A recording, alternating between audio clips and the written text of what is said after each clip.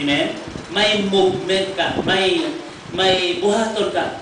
That is expression. Hindi lang na kaya huna-huna. Kaya ang meaning niya, an expression of gratitude. Thanksgiving, the act of expressing thanks, especially to God. So nakita natin ang mga expression sa pagpasalamat. May mga choir, may mga bata. Ito nga nag-start, first time, to be ginalit ni Sister Jen. Thank you, Sister Jen. Next time around, expecta sa maayogit nga mga performance sa kabataan na kasalalakot ang uktas, kag ang gutom, kag hinulatay. Sabi niyo kung mag-practice ni Ama. So, labi na sa choir, isip-isip ko ang choir na nagtindog di mga 20 kag pulos babakot. Bakot masaligan mo, pwede na ito ipangayaw. Amen? Amen. Pwede na ito ipangayaw? Amen. Ay, ihinay, indiway ka mo sa alin. Sabi na namin gusto nga choir. Amen. Ano? Pwede na ito ipangayaw, no? Amen. Amen. Okay. Sa December 15, mangayaw ni sila sa Iloilo. Kaya kung mangayaw sila balon, pabalunin nyo kung may arak na lang. Amen. Hindi na ka mo sige pangakit, kaya karoon mabalibago na sa itong mga kanta ko. Nag-aipon may arak, kung wala, surrender. Tuloy mo, Pastor, prayer request. Mangayaw, balon, buhay kwarta. Prayer request na eh. Hindi kasi kiungkas. May banda, may solo, may duet pa.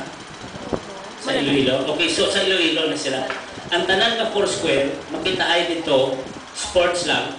Ang perdete, pauli lang na wala kapagulbol. Okay. Thanksgiving Day. So may adlaw kita na pili para nga mag-express kita sa atong pagpasalamat. Ang meaning niya, Thanksgiving Day, dito sunod diri pa sa akong ginsulat din. Makita nato ga. The fourth Thursday in every November, set apart in the USA ni siya. Bilang mo ng example sa ilang ginahimo for recalling the goodness of God in blessing the pilgrims with their first good harvest. That was 1621. And by association for thanking God for all His bounty. Pila sa aton ang maka-experience sa kabuganaan. Ang USA. Madamo matay sa isang Holiday ginila yan. Amen? Damo kasugatan ang problema, pero mas damo ang blessing mo. Bisan sumahon mo.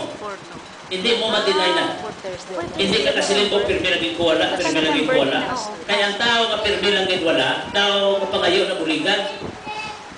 Amen? Why kaso ng binaligay? Pero ang punto na ito din, kung honest ka lang, hindi gitna sa Ginoo pag i-deny sa imo, pag ipalayo sa imo, blessingan niya kita. Ang budlay lang sa aton konfesa, kaya kung may mga blessing kita, kabalo ko naman sa tao may blessing, dahil hindi nagpanulo yan. That's right. Amen. Ang ginapangita ay ng alas 12 midnight. Pagkaga naglibog na yung na kwarta mo, tingnan ang pulaw, magit sa pamakan. Kaya sunod nga adlaw, wala ka na pundo. Matani kung ma-withdraw ka lang ang ma-withdraw, pero nang why ka naman withdraw, no? Nang kwarta mo, amo man na sa kagatos, ipamakan mo sa midnight. At ikapinig ka pangapi pagkaga. Isa wrong living na ito eh. Pero ang Diyos siya, promise siya, i-bless ka dito. Ang tanan nga pamilya, i-bless niya. Ang tanangin ng pamilya. Amen. Hallelujah. Sabi nyo, galing ka bang kaisa, kung i-mention ko pala ang mga kaayuhan sa Ginoo, isa kung mamisan distor, kung ka pambog ko. Sa Iloilo, nagpabugal ko. Kaya man ang kalabanan, ito nga bugana. Ano? Kung ikaw ka mo lang nga bugana, amon konsumo, kaya nagsaktuwing kaya toothpaste.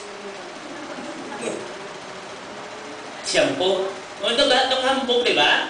Ito hambog tuod. Pero kung natuod, wala na, no? Kita? Hindi lang ta ma-ibog, kag hindi kita ma-worry.